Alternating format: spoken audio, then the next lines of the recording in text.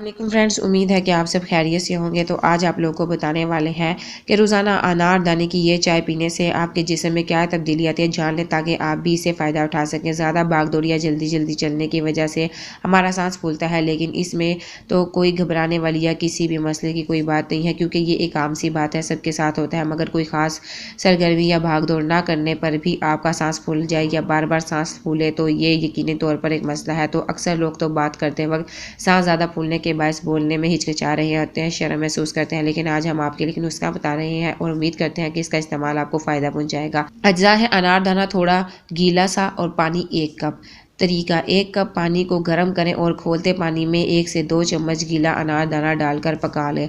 जोश आने पर अनारदाना निकाल कर पानी को छान लें। इस तरह अनारदाने की चाय तैयार हो जाएगी और इसको रोज़ाना नाश्ते से कबल पी लें। इससे आपको न सिर्फ सांस फूलने की बीमारियों में फ़ाका होगा, बल्कि दिल की शरियानें भी फाल रहेंगी और बंद शरियानों को खोलने में भी फ़ायदा पहुंचेगा। इन्फॉर्मेटिव वीडियो है, दूसरों तक लाजमी शेयर किए ताकि किसी का फ़ायदा हो सके। Thank you for watching my video.